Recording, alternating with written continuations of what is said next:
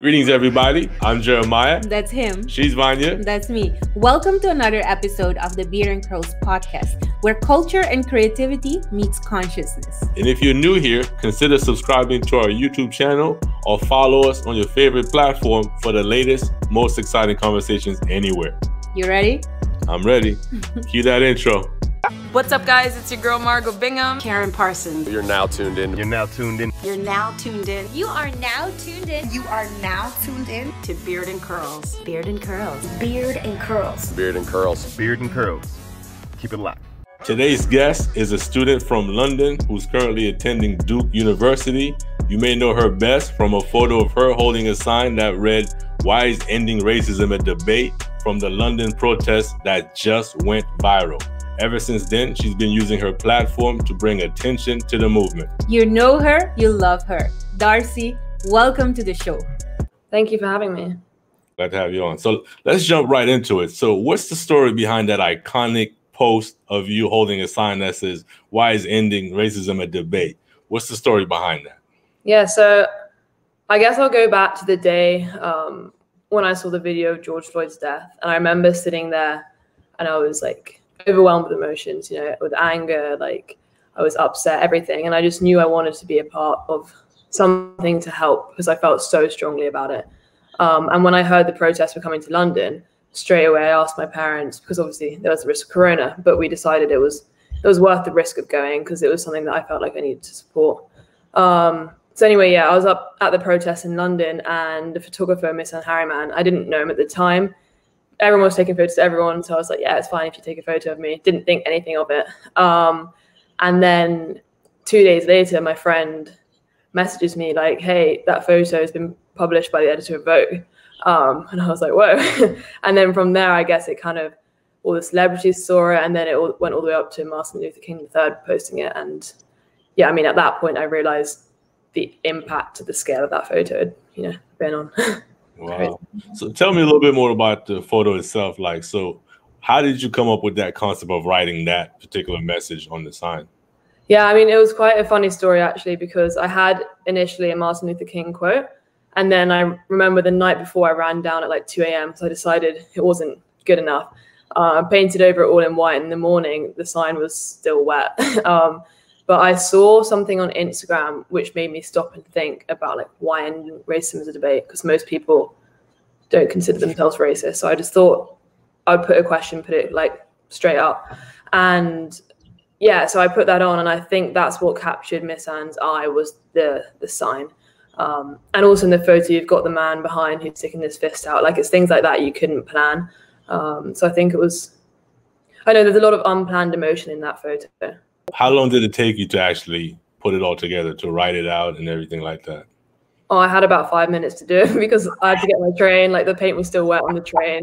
Oh, The mask that I'm wearing, I met a guy on the train who was going to the protest. He gave me that mask. Like it was all, there were so many coincidences. It was crazy. Mm-hmm. Wow. It's a very simple yet powerful message. So why do you think it touched so many people? I think the message itself, as you said, it's so simple and makes people just stop and think, and they ask themselves the question, like, why is ending racism a debate? And as I mentioned, most people don't consider themselves racist, but racism still occurs all over the world in 2020. So I think the question makes people think more deeply about why it's still happening and how we can, get rid of racism. Mm-hmm. Wow. Mm-hmm. Wow. Now, you mentioned earlier Martin Luther King III, reposted it. A lot of other celebrities retweeted it, reposted it. I think we even had it on our page at one point before we even, knew we were going to have you on. What does that mean to you to see such an overwhelming positive response to this sign, to this image? Yeah, I mean, when I went to the protest, I wasn't expecting to have a big impact. I wanted to do everything I could, but I didn't expect much to come out of it. And then when the photo started going viral, and I had people messaging me from every continent and like hundreds of messages a day, and then celebrities posting it, I realized that I'd been given the opportunity to have a platform that I could use to help make change. And there were some really inspirational conversations that I had with people about it. And then there were also messages from strangers reaching out to me and asking me questions and saying, look, I didn't realize I was been racist in the past, and now I've seen your sign, I'm going to make a conscious effort. And it was stuff like that that really touched me. And it was just so nice to see that people all around the world, no matter their skin color, their age, are making an effort like to unite and fight against racism. Wow. Yeah. Powerful. And what was your family's reaction? Yeah, I think the same as me, they were just shocked. I remember, I think it was Bella Hadid posted it, and my mum was just like, what's going on? And then from there, the next 48 hours were crazy. Like we were just overwhelmed. And after that, I think the pride kicked in because they realized about the impact I was having. So I was like doing interviews every day and reaching out to people and everything. And I think, yeah, I mean, so my dad's black and my mum's white, and my dad's family were incredibly proud because obviously they've been fighting this for so long. They feel it inside. And I think the fact that I was using my voice to step up and speak up, they were just really proud, I guess. Wow. Wow. So how has your life changed for the most part since that picture was posted? Yeah, my life has changed in a lot of ways since that photo. I think, first of all, just my activism generally. Before, that was the first protest I've been to. So I've been quite young, I'm at school. So, you know, it's not something I felt necessary to be involved in. And now I felt so strongly about it, I got involved, and I'm continuing every day to try and do what I can. And I think before I was worried about speaking up and people judging me, but now I've almost got this obligation to say what needs to be said. And I think it's changed my mindset a lot in the world, and in terms of looking around and seeing the reality of life and trying to actively make a change. Wow, no, that's awesome. That's awesome. So then obviously you talked about your dad, you know, being black, right? And you said your mom being white, and then you grew up in London. So how is it out there as far as like racism? Yeah, I think racism is very different in the UK, and I didn't realize until I actually got here in America. But in the UK, it's less overt. It's not, you don't see as many like police brutalities that we identify as like the American racism, I guess. It's just more the systemic racism that holds Black people back in life. And whether that's just from a lack of education or opportunity or little discriminations that add up and just, you know, they take a toll on someone. And my dad, during this time, he's taken the time to speak to me about his experiences, because as a Black man in London, it's very different to a mixed race girl. And it's like difficulty with jobs or getting fined for the same thing that a white woman doesn't get fined for. And I think it's just a lot of people in England, they don't think there's any racism because they're not seeing people, Black people getting shot. But it goes a lot deeper than that, and it's just, it's the system that it's built on. And when I've got here, I've realized that there is always, it's in your face, the racism here, and there's a fear in people's eyes, and that was so saddening to see. Like I went to a process at Duke on one of my first weeks here, and one of the guys in the basketball team spoke about how every time he leaves the house, his mum isn't sure whether that would be like the last time she's spoken to him. And that's something I'm privileged enough to not have to experience, but it was heartbreaking to, you know, watch those emotions. Wow. So how was your experience as a mixed girl compared to your dad's experience in London? I think I grew up in a pretty white area. So I don't know, that probably affected me. I didn't have as much racism, but the only racism I experienced were little like microaggressions and comments that I learned to push aside that probably in hindsight, I shouldn't have accepted as normal, but I did. Whereas my dad has been like openly discriminated against. Like I used a fining example, or like not being able to get a taxi 7 times in a row and then stopping for white people further down the road.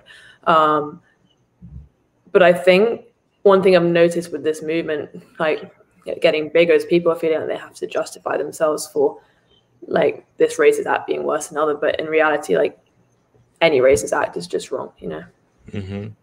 When did your love for activism develop? Like when did you realize like, okay, I got to do something, or I got to do more?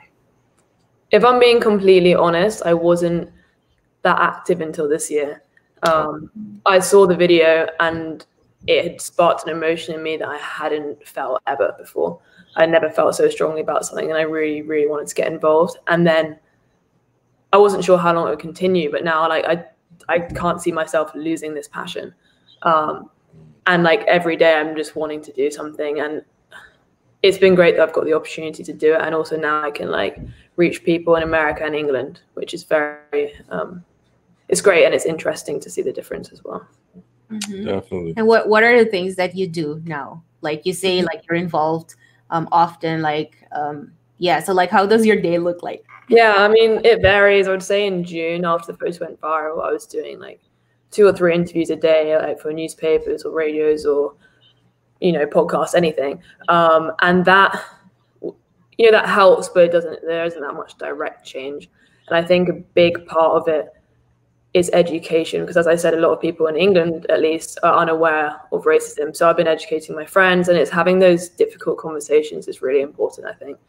And I've been using my platform to, you know, spread facts so people can see it, because it's easy not to see it.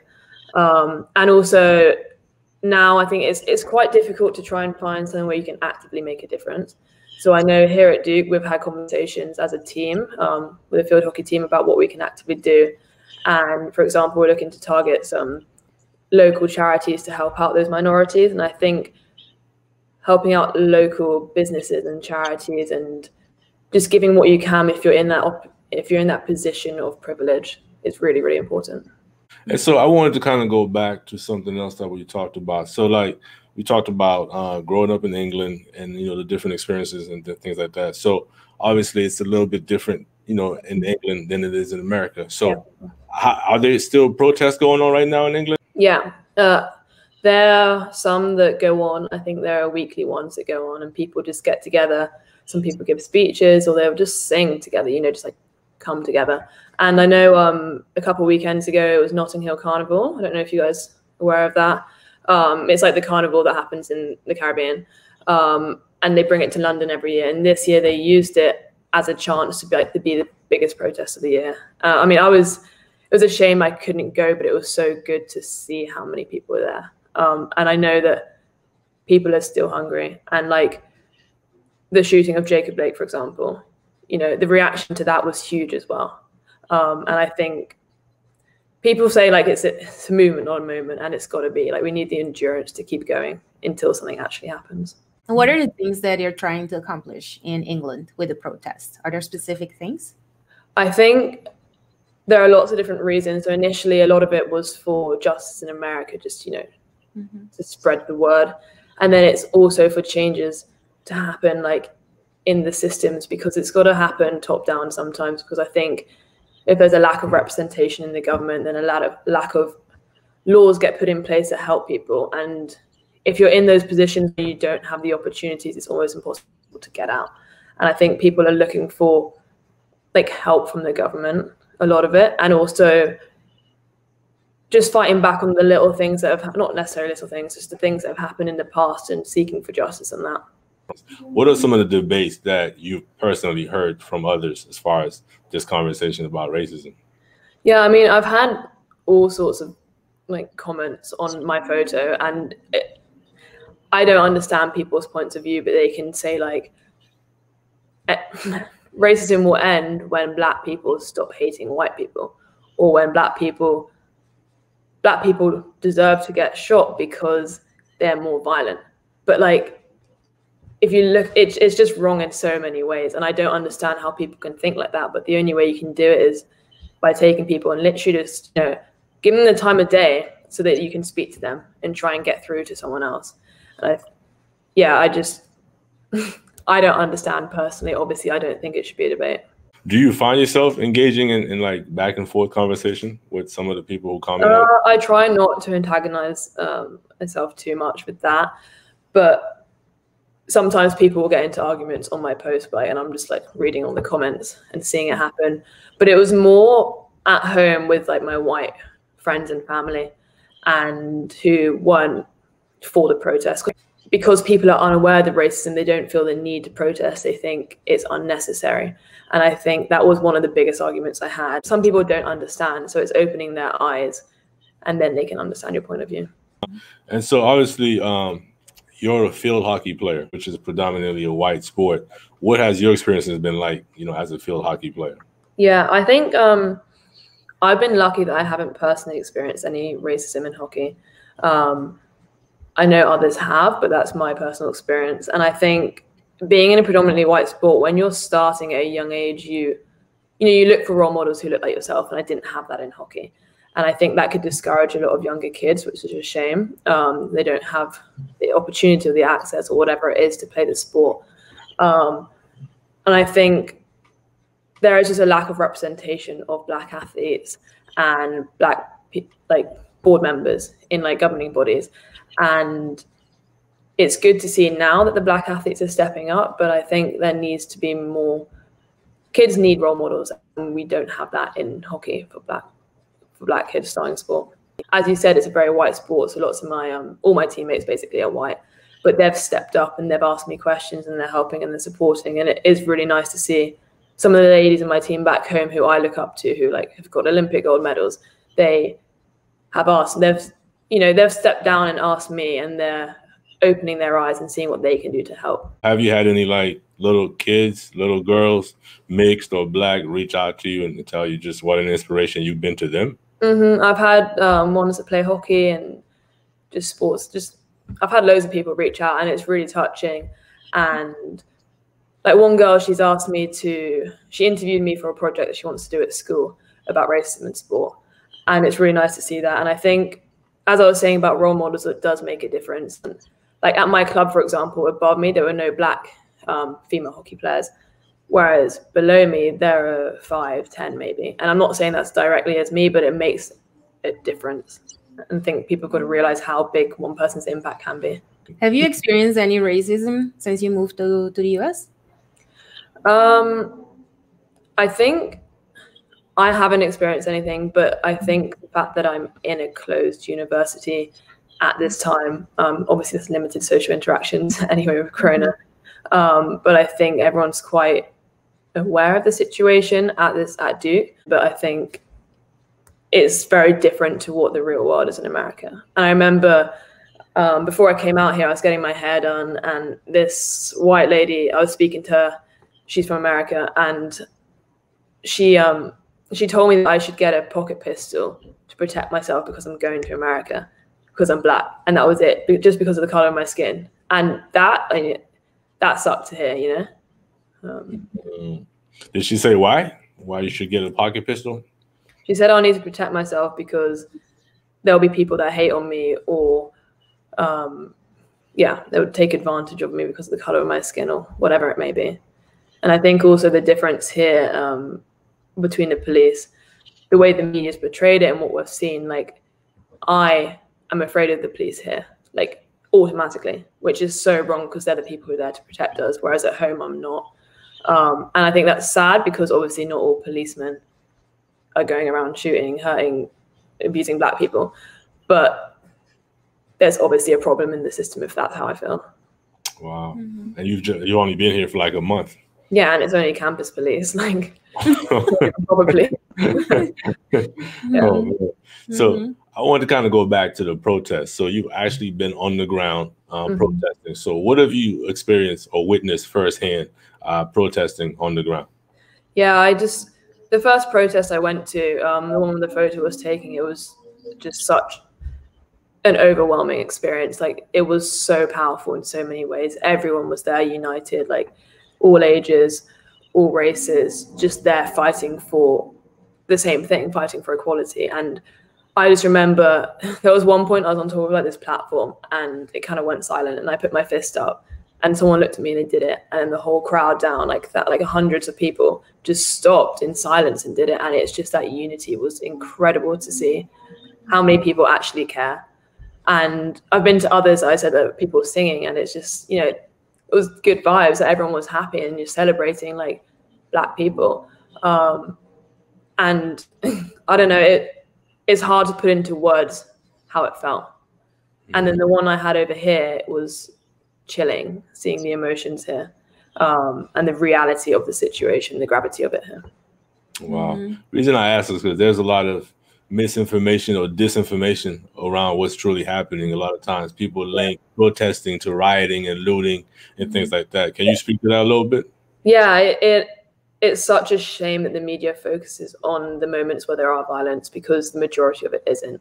I saw a stat the other day, I think it was like 97% of the protests have been completely peaceful, and people focus on the little things. And you know what, I think we have a right to be angry. I'm not saying the protest should be peaceful, obviously, but people are angry, and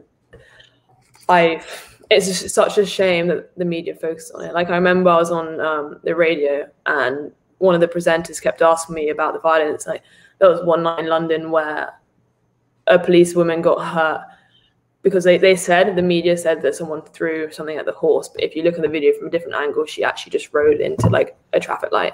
And they focus on that one thing when there's been hours and hundreds and thousands of people across the whole of London being completely peaceful. And it just distracts from the whole point of the movement, which is a shame. You feel like the things that you guys are protesting about, do you feel like there's a difference, something is happening, and that maybe at some point you guys will be hurt? Yeah, I think the world heard us this year. I think as awful it was, the timing of George Floyd's death was critical in the movement, because everyone was at home because of coronavirus. People were bored and they had to listen. Everyone was on their phones. Everyone saw it. You couldn't deny the facts. And I think the scale that the protests were on, I mean, they were in every continent and everyone was fighting for the same thing. I don't think anyone was not heard, but it needs to keep going. It can't just be a trend. It can't just be a moment. And I think people need to make sure they're spreading the right words. They're not just filling the space. And so it seems like you guys, your generation, Generation Z, is out front, leading the way. What do you think it is about your generation that's got you guys out in the forefront? I think as a generation, we're more accepting of differences in people, whether that's with your gender, your sexuality, your skin color. Like, it's normalized to be different. And so me and all my friends don't understand how you could judge someone and treat them unfairly based on a characteristic that you're born with.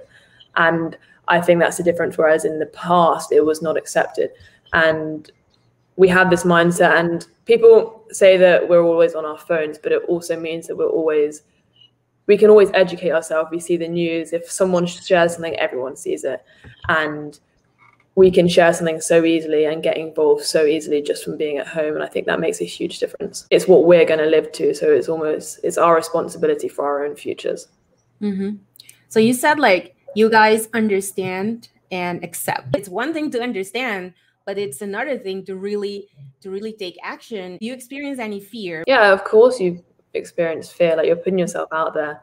And I think for any of this, you have to put yourself in a vulnerable position, like, to make some change. And I think that does take a lot of courage, and I have loads of respect for the people who do it. And I still, every day, if I'm posting or I'm talking about something, I still, like, a part of me hesitates, but I know that it's the right thing to do. So I'm going with my gut, and I know in my heart that I'm doing the right thing. But I think a lot of people our age carry the same mentality, but of course it takes a bit of courage to step out your comfort zone. And, it's uncomfortable. So then let me ask you this though. So like, to what she was saying, like, obviously there's a risk involved and maybe even potential consequences. Like, is that ever part of your thought process? Like, what could this mean for me long term? Like, maybe looking back after I graduate, will I be able to get a job? There's obviously things that hold you back, and there's the peer pressure, and you're worried that people might make fun of you. And like, I think everyone has the right to speak up, and they've got to accept that once you do it, you're there. Like, it's fine, you're exposed, but you're doing it for the right cause. Like, the first few times I posted, I was really worried that a few people at my school would judge me. And after that, I was like, you know what, in the grand scheme of things, like, it's so unimportant. So then what message do you have for someone who may want to be more involved, more active, but is hesitant because of some of these concerns that we kind of talked about? What would you say to them? I would say, if you have an opinion and you have the privilege and it's your obligation to raise your voice, you have that power, you should use it.